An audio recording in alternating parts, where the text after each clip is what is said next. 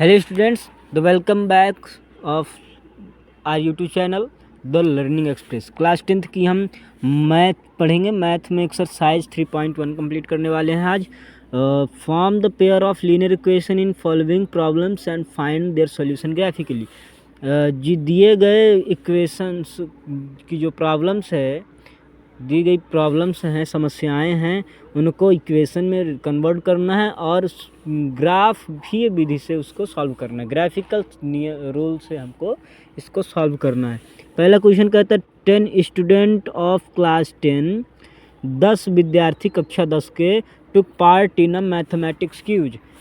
क्या करते हैं? मैथमेटिक्स क्यूज में भाग लेते हैं। If the number of girls is 4 more than the number of boys, यदि लड़कियों की संख्या 4 अधिक है किसकी संख्या से? नंबर ऑफ बॉयज़ की। नंबर ऑफ बॉयज़ के 4 अधिक हैं तो girls who take part in the quiz. तो क्वेश्चन पूछ रहा है कि कितनी लड़कियां इसमें भाग लेंगी। तो इसका हम क्या बना रहे हैं? नॉर्मली से इसका इक्वेशन बना देंगे और आप क्या कर लोगे? इसको सॉल्व कर लेना। किस विधि से, किस नियम से? ग्राफीय विधि से करना है, ग्राफिकली नियम से कर लेना है, रूल से कर लेना है। ठीक है, तो let number of boys is x, लड़कों की संख्या x है, and number of girls is y, लड़कियों की संख्या y है। Then y equal x plus 4, condition पहली है, ये दूसरी वैसे है। पहली कंडीशन है कि x plus y equal 10, x plus y equal 10। क्यों? क्योंकि लड़के और लड़कियों को मिलाकर कितने स्टूडेंट हैं? 10 हैं पूरे 10th क्लास में। ठीक है, जिन्होंने भाग लिया है। और अब बताइए, दूसरी कंडीशन कहती है कि लड़कों की संख्या से 4 अधिक है। किसकी संख्या? लड़कियों की संख्या। जब लड़कियों की संख्या लड़कों की संख्या से 4 अधिक है तो x प्लस 4 लड़कों की संख्या प्लस 4 अधिक है ना, 4 अधिक है तो x प्लस 4। क्यों? क्योंकि यदि लड़के 5 होंगे तो लड़कियां प्लस 4 होंगी, यानी 9 होंगी, है ना। ठीक है, तो यहाँ पे y इक्वल x प्लस 4 हो जाएगा। जब इसको सॉल्व करेंगे तो इसमें जब मान रख देंगे तो ये निकल तो आएगा, लेकिन हमें किस रूल से करना है? ग्राफिकल रूल से, ग्राफिकली रूल नियम से, है ना, ग्राफी विधि से इसको सॉल्व करें। आइए सेकंड क्वेश्चन में देखते हैं। 5 pencil and 7 pens together cost ₹50। 5 pencil और 7 पेन 50 रुपये के मूल्य के हैं, जबकि whereas 7 pencils and 5 pens together cost 46, जबकि 7 पेंसिल और 5 पेन कितने रुपए के पड़ रहे हैं? 46 रुपये के। 5 पेंसिल 7 पेन 50 रुपये के, 7 पेंसिल 5 पेन 46 रुपये के। Find the cost of 1 pencil and that of 1 pen. Okay, मतलब कि इसमें पेंसिल और पेन की राशि ज्ञात करनी है। कितने रुपए का एक पेन पड़ेगा, कितने रुपए की एक पेंसिल। ठीक है ना। चलिए इसको सॉल्व करते जल्दी से। देन सॉल्व करते हैं इसको। ग्राफी विधि हमने कहा है कि आप कर लीजिए और मैं इक्वेशंस बनाए देता हूँ। ठीक है ना। तो लेट, माना लेट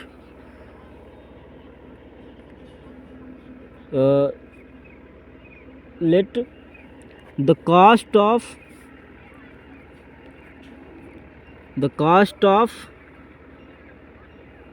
a pencil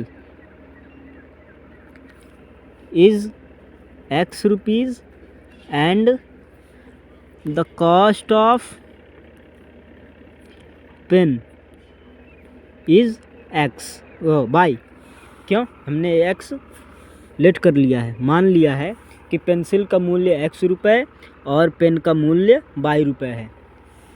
ठीक है, क्लियर है? अच्छा, इतना क्लियर कर लिया हमने। चलिए दूसरा इसका जल्दी से कंडीशन देखते हैं। 5 पेंसिल 7 पेन, 5 पेंसिल 7 पेन, इसका कॉस्ट कितना हो रहा है? 50 रुपीज़ हो रहा है। तो 5 पेंसिल का मूल्य कितना है, x रुपये, तो 5x हो जाएगा। एंड पेन का है 22, तो इतना हो जाएगा इसकी पहली इक्वेशन नंबर फर्स्ट, है ना। इसको और छोटा करके लिखते हैं, 5x + 7y = 50, equation first. Clear है। एंड दूसरी कंडीशन कहती है 7 pencil and 5 pens together 46 cost. ठीक है, यानी 7 पेंसिल और 5 पेन कितने रुपए के पड़ रहे हैं, 46 रुपए के, इक्वेशन नंबर सेकंड। ठीक है, अब हमने इसका क्या बना दिया है, इक्वेशन। अब इक्वेशन तो हमने बना दिया, सॉल्व आप कर लो किस नियम से, ग्राफिकल नियम से, ग्राफिकली रूल से। ओके, ग्राफिकली फॉर्म नियम से कर लीजिए आप जल्दी से, जिसको हम कहते हैं हिंदी से ग्राफी विधि। ठीक है, क्वेश्चन नंबर 2 कहता है on comparing the ratio A1 A2 B1 B2 C1 C2 find out whether the following pair of linear equation are consistent on inconsistent. पूछ रहा है कि जो ये अनुपात हैं कह रहा है कि A1 A2 B1 B2 and C1 C2 के अनुपातों में इसको ज्ञात करें। ठीक है ना। निम्न समीकरण युग्म जो क्वेश्चन में दिए हुए हैं, समीकरण युग्म दो क्वेश्चन हैं, 2 क्वेश्चन करेंगे, एक क्वेश्चन जो बचेगा तो उसको आप करेंगे। ठीक है, तो इसमें बोल रहा है कि रेखाओं का एक बिंदु पर प्रतिच्छेद करती है, तो इसमें आपको बताना है कि समांतर है या संपाती, समांतर है या संपाती, कंसिस्टेंट है या इनकंसिस्टेंट है। ठीक है ना, तो यही हमको बताना है, कंसिस्टेंट है कि इनकंसिस्टेंट है। तो आइए सॉल्व करते हैं इस क्वेश्चंस को, लेट्स स्टार्ट। तो आइए इसको इस फॉर्म में लिखें, A1/A2 = B1/B2 = C1/C2। इन सब का क्या करना है, आपको कंपेयर करना है। ठीक है ना, इसको कंपेयर कैसे करेंगे, 5/7 ये A1 है, ये B1 है, ये C1 है, ये A1 ये B1 और ये A2 B2 C2।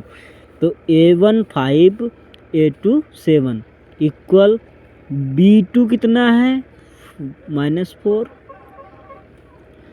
B1 है ना, B2 6 है, माइनस से हटा दो इसको यहाँ से, C1 है 8 और अपान 9। बताओ ये 5/7 = 4/6 = 8/9 है, क्या ये आपस में इक्वल है। देखिए 2 2 जा 4 2 3 जा 6, 4 2 जा 8 बट 4 3 जा नहीं है, तो ये तो नहीं होगा। ठीक है, तो 8/9 यानी तीनों ये आपस में इक्वल नहीं है। जब इक्वल ही नहीं है तो ये क्या होते हैं, यूनिक होते हैं। कैसे होंगे, ये होंगे कैसे, ये होंगे यूनिक। और जब कोई चीज़ यूनिक होती है तो उसे क्या कहते हैं, जब कोई चीज़ यूनिक होती है उसको हम कहते हैं कंसिस्टेंट। क्या कहते हैं, कंसिस्टेंट। हमने इसको पहले ही दिन पढ़ाया है, यदि आपको नहीं पता तो जाइए और पढ़िए, इंट्रोडक्शन पार्ट में ये पूरे अच्छे तरीके से बताया गया है। जब कोई इक्वेशंस यूनिक होते हैं तो उन्हें कंसिस्टेंट कहते हैं, है ना। इसमें आइए 9/18 = 3/6 = 12/24, 1/2 हो जाएगा, ये अपान 1/2, ये हो जाएगा 1/2 हो जाएगा। सब इक्वल है। जब सब इक्वल हो जाएगा तो कैसा हो जाता था, बच्चों, कंसिस्टेंट लाइन्स हो जाती थी, संपाती रेखाएं हो जाती थी। संपाती रेखाएं हो जाती थी, कंसिडेंट लाइन हो जाती थी,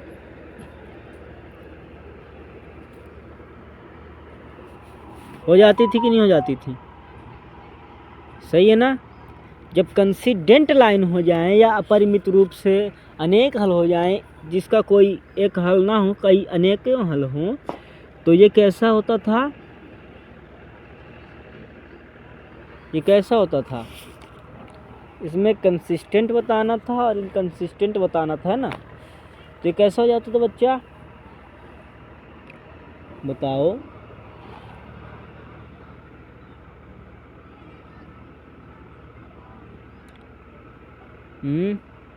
कैसा हो जाता था?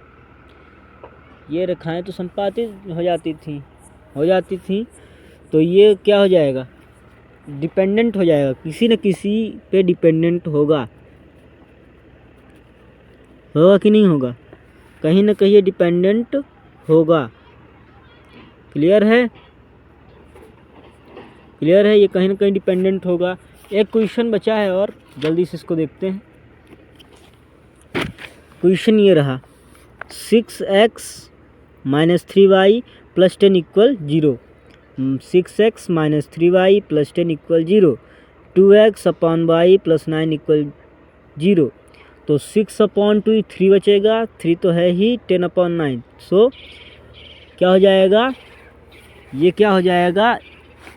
A1/A2 इक्वल है B1/B2 के, है कि नहीं है? लेकिन 10/9 आ रहा है, तो ये क्या हो जाएगा? C1/C2 is not equal to A1 ये देखिए, A1/A2 equal B1/C2 and is not equal 1/C2। Clear है? जब ये कंडीशन आ जाए तो ये क्या हो जाता था? ये क्या हो जाता था भाई? जब ये कंडीशन आ जाए तो इसमें क्या हो जाता था? समांतर रेखाएं होती थी, पैरेलल लाइंस।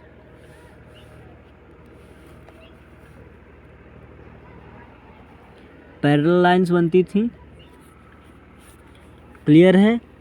इसमें जब पैरेलल लाइंस बनती थी तो ये कैसा होता था?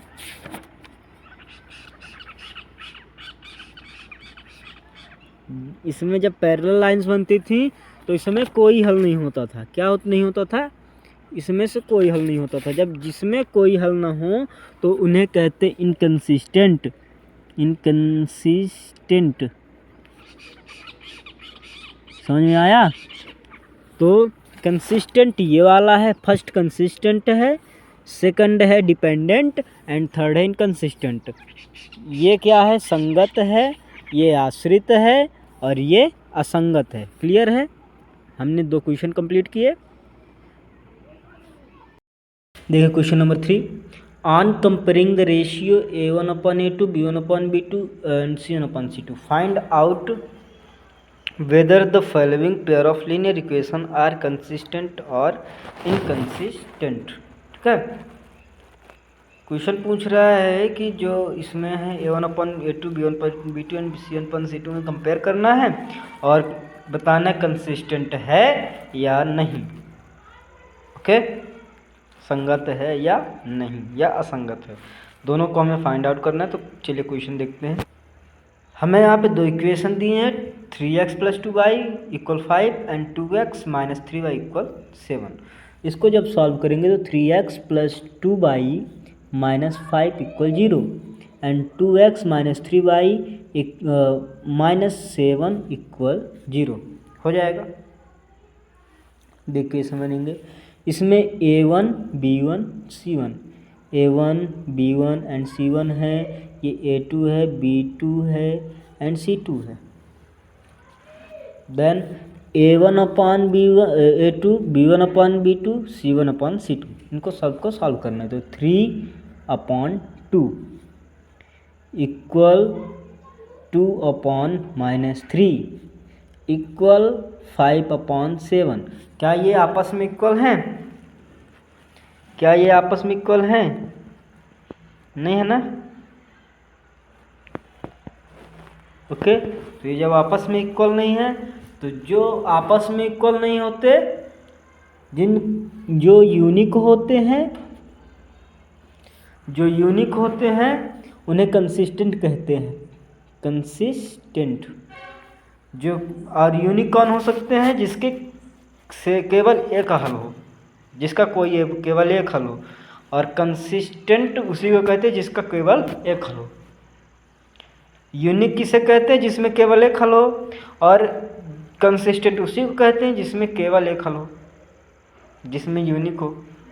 ठीक है, चलिए ऐसे दूसरा कोई एक क्वेश्चन लेते हैं, उसके बाद बताते हैं। 2x - 3y okay equal 8 and 4x - 6y equal 9। 2x - 3y - 8 equal 0 हो जाएगा and 4x - 6y -9 equal 0। Okay 2x - 3y - 8 equal 0 है।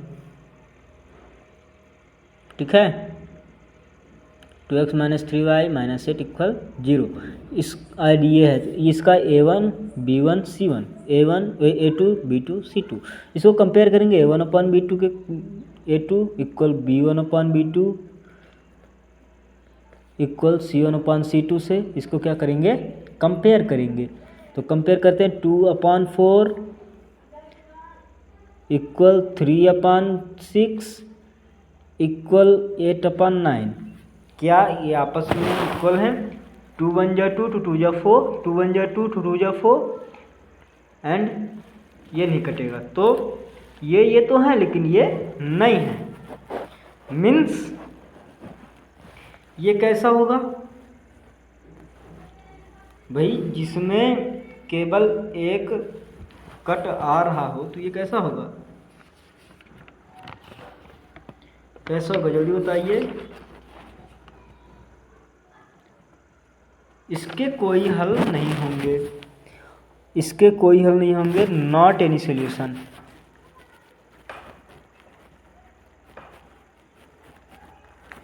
इसके कोई हल नहीं होंगे। और जिसके कोई हल नहीं होते, जिसके कोई हल नहीं होते या पैरेलल लाइंस बनती हैं, उन्हें क्या कहते हैं? वो इनकंसिस्टेंट होते हैं, असंगत होते हैं। वो कैसे होते हैं? असंगत होते हैं। हिंदी मीडियम वाले बच्चों ध्यान से देखिएगा। संगत असंगत हमने बता रखा है कि कब कैसे कहाँ संगत होगा, कब कैसे कहाँ असंगत होगा। फिर से सुनो, जहाँ केवल एक हल हो, यूनिक हो, वो कंसिस्टेंट संगत होगा।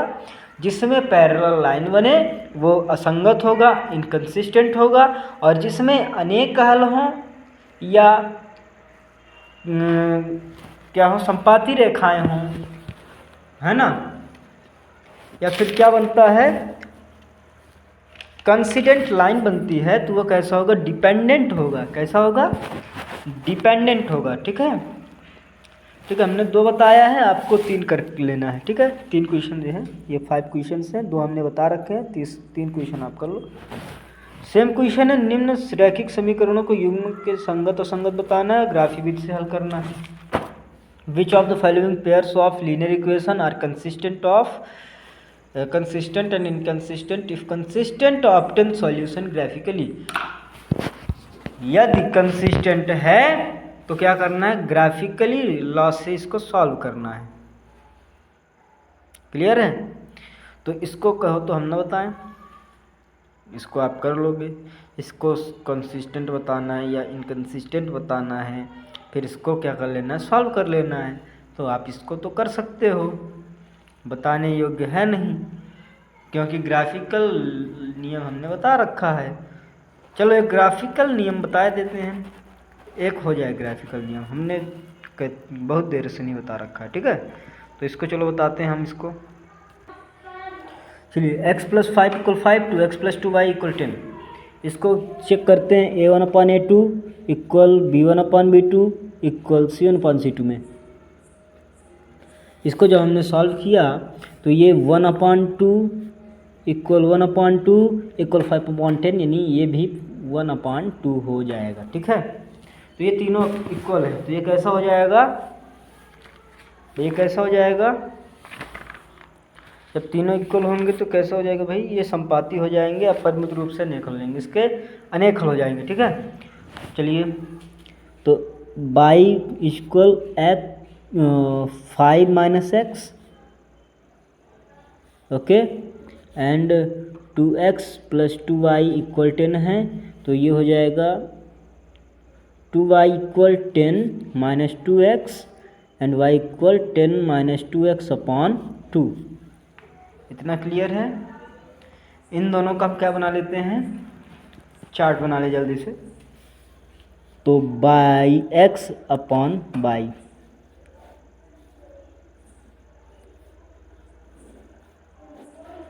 ठीक है, x में मान लिया हमने रखा 1, तो जब हमने 1 रखा तो ये हो जाएगा 4, 0 रखा 5, 2 कर लो बस हो गया। इसमें ऐसे ही है, 1 रखो, 2 1 जा 2, 10 माइनस 2 ये हो जाएगा 8 अपॉन 20। यदि x रखोगे तो y निकल आएगी, तो क्या बन रहा है 8 अपॉन 2 हो जा रहा है ना। तो यदि 1 रखा तो 4 होगा, ठीक है, 0 रखा, 0 रखा तो 10.2 तो ये 5 हो जाएगा। दोनों ही सेम आ रहे हैं, जब दोनों ही सेम आएंगे तो भाई दोनों ही सेम बन जाएगा। ऐसा कुछ ग्राफ बनेगा 1 2 3 4 5, 1 2 3 4 5, ये 5 ये 5 ये 0 ये 1 ये 1 2 3 4 2 3 4। अब बताइए 1 4 है, 1 4 ये रहा और 0 5 ये रहा। वैसे 1 4 ये 0 5 ये, तो ये कैसे बन रहा है, कुछ ऐसा बन जाएगा। ठीक है, ये ऐसा कुछ ग्राफ बन जाएगा, इसको हमने बता दिया है। चलिए नेक्स्ट क्वेश्चन पे चलते हैं और करते हैं फिर से सॉल्व क्वेश्चन नंबर 5 को। ओके, क्वेश्चन नंबर 5 बोलता है half the perimeter of a rectangular garden whose length is 4 metre more than its width is 36 metre, find the dimensions of the garden. हमें क्या करना है, डायमेंशंस गार्डन का ज्ञात करना है। Half the perimeter of a rectangular garden is 36 metre, तो given इसमें सॉल्व करेंगे एंड लिखेंगे गिवन दैट, हिंदी से कहे तो दिया है, given that half perimeter of the garden is 36 metre, okay, and उसकी जो लेंथ दी है, एंड गार्डन क्या ऐसा है, garden is rectangular, okay, garden जो है आयताकार है। कोई एक आयताकार गार्डन है, उसका पेरीमीटर 36 मीटर है, उसका 4 बीट से 4 मोर है, क्या है उसकी लेंथ, यानी बीट से 5 होगी तो 5 4 9 उसकी लंबाई होगी, 9 उसकी लंबाई होगी। Find the dimension of the garden. ठीक है, तो गार्डन इज रेक्टेंगुलर, गार्डन कैसा है, एक आयताकार है, उसके अर्ध परिमाप 36 मीटर है ना। Find the dimension of the garden, उस गार्डन का डायमेंशन कैसा है उसी को ज्ञात करना हमें, है ना। तो let the length of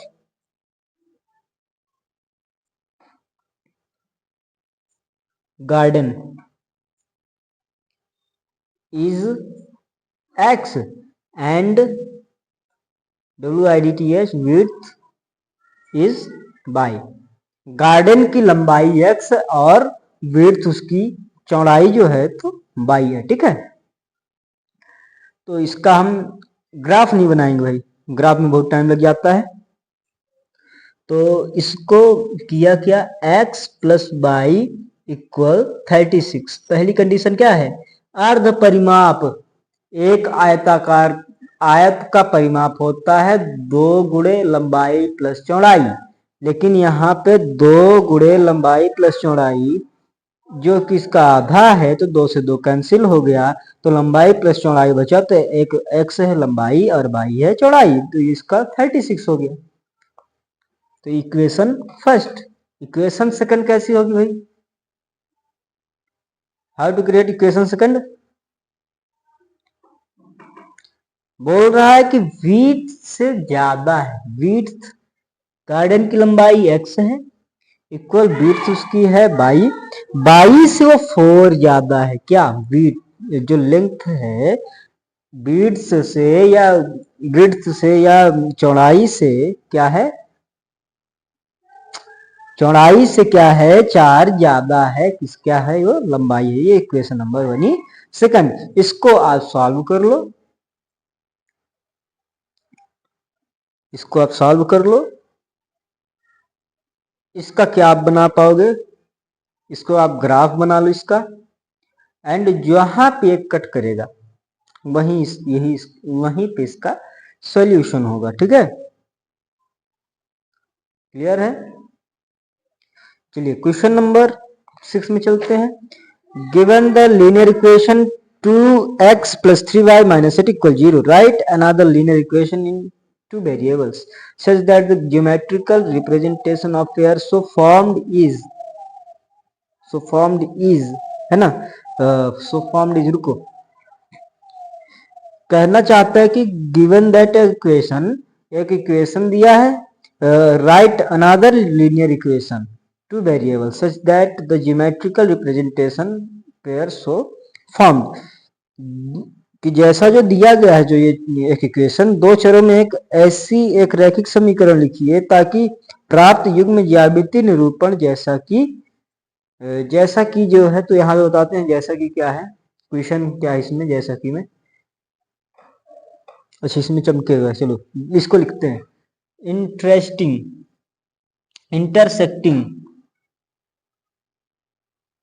intersecting lines है, दूसरा है पैरेलल लाइंस, तीसरा है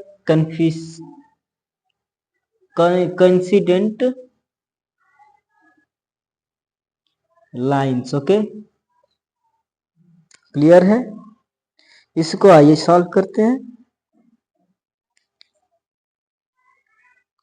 पहला कहता है इंटरसेक्टिंग लाइंस मीन्स प्रतिच्छेद करती हूं। तो कब प्रतिच्छेद करेंगे भाई? इंटरसेक्ट कब करेगा है? इंटरसेक्ट कब करेगा? जब उसके सॉल्यूशंस इक्वल ना हो। जैसे 2x plus 3y minus 8 है, तो इसके लीनियर पे एक ऐसा अंक दो जिसमें वो इसके क्या हो, a1/a2 b1/b2 जो सिमिलैरिटी है वो इक्वली बैलेंट ना हो। जैसे इसको मिल गया 4x plus 5x minus 9 equal 0, तो ये 2/4 1/2 3/5 and 8/9 क्या है, तीनों अनइक्वल हैं। तो ये पहले का उत्तर है इंटरसेक्टिंग लाइंस के लिए। दूसरा है, इसके कई अनेकों उत्तर हो सकते हैं। ठीक है, इसी के बेस पे हमें पैरेलल लाइंस बनानी है जिसमें क्या होनी चाहिए, सभी इक्वल हो। तो सभी इक्वल है, तो 2x है तो इसको 4x ले लो, प्लस 3 है तो 6y ले लिया हमने, माइनस 8 जो 16, क्यों? क्योंकि 1/2 सब में आ जाएगा एंड इक्वल हो जाएगा। ठीक है, तो ये क्या हो जाएंगी, पैरेलल लाइंस हो जाएंगी। कंसिडेंट लाइंस जो संपाती होंगी, कंसिडेंट लाइन के लिए 4x ले लो प्लस 6y ले लो, दो तो इक्वल हो जाएंगी,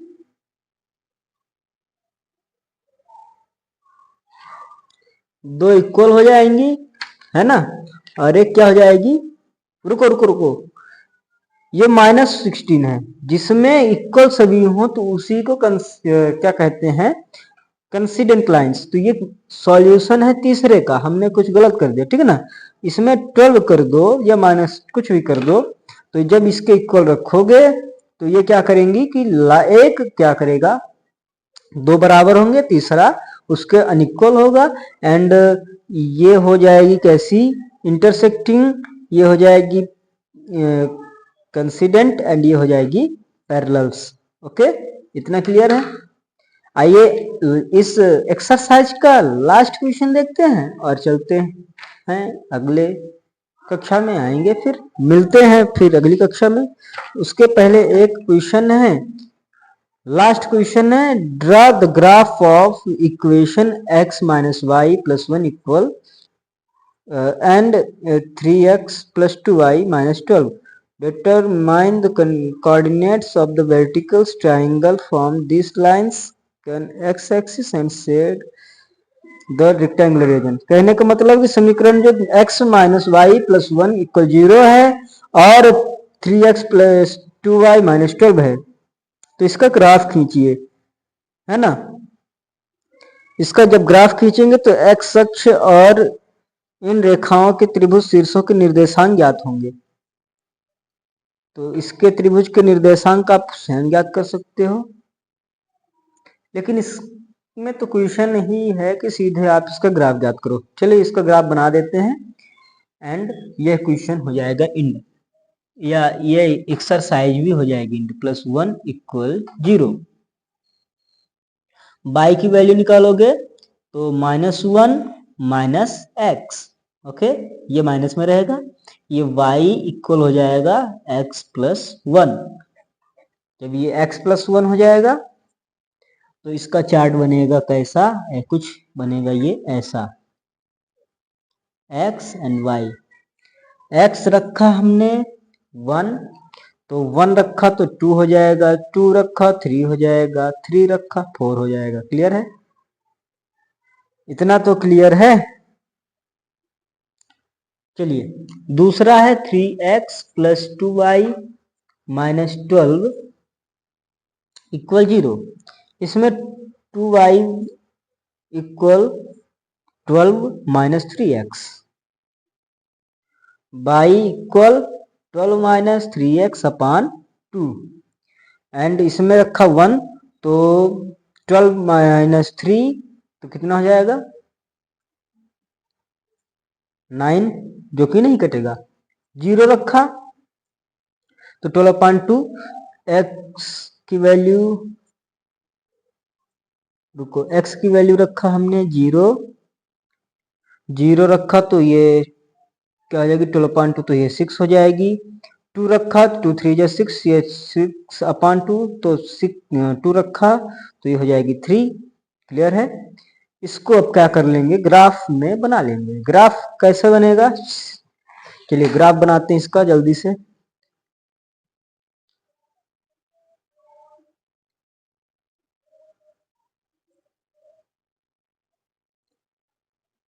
one two three four 5 and 6, इसको और बढ़ा दो, 1 2 3 4 5 एंड 6। माइनस में हमने ले लिया 1 2 3 4 5 एंड 6। माइनस में हमने जानबूझ के नहीं लिया है, माइनस में आप ले सकते हो, है ना। कुछ मेहनत आप भी करो, इसलिए हमने माइनस में नहीं लिया है। चलिए एक 1 2 1 एंड 2, 1 एंड 2 ये रहा, ये 2 है।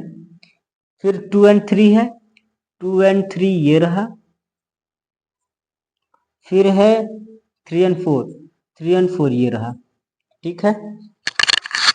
फिर है 0 एंड 6, 0 एंड 6 ये रहा, 0 एंड 6, 0 एंड 6, नहीं सॉरी 0 एंड 6 ये यहाँ पे आएगा, ये 0 एंड 6 होगा, ये 3 एंड 4 होगा, 2 एंड 3, 1 एंड 2। क्लियर है, क्लियर है। इसकी एक रेखा बना दो,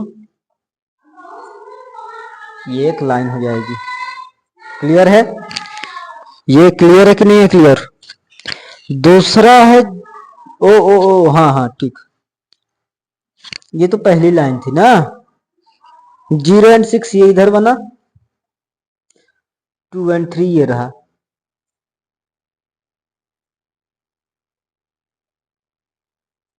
रुको रुको रुको, इसमें त्रिभुज कहाँ बनेगा, फिर दिक्कत हो जाएगी। 6 ले लो, यहाँ पे क्या ले लेते हैं, यहाँ पे 4 ले लेते हैं। 3 4 या 12, यहाँ 3 हमने लिया, 12 माइनस 12/2 तो ये हो जाएगा 0।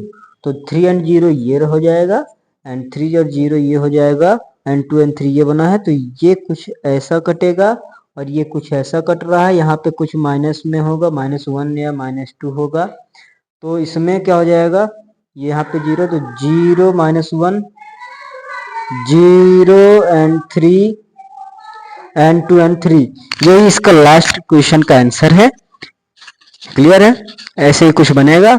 दूसरा आप बना लेना अच्छे से, इस क्वेश्चन को अच्छे से सॉल्व करना जितना अच्छे से हो सके। ठीक है, इसका सॉल्यूशन तो हमने दे दिया नॉर्मली, इसका स्पेशली सॉल्यूशंस यदि आप अच्छे से सॉल्व करोगे तो हो सकता है कि और अच्छे से ये सॉल्व हो जाए। ठीक है, तब तक के लिए धन्यवाद, एंड मिलते हैं अगली क्लास में, जिसमें हम पढ़ेंगे substitution law of this question, जो क्वेश्चन में सबसे ज्यादा पूछे जाने वालों में से एक है। ये क्वेश्चन 4 नंबर में पूछा जाता है। ठीक है, तो तब तक के लिए धन्यवाद, बाय बाय, एंड फिर मिलते हैं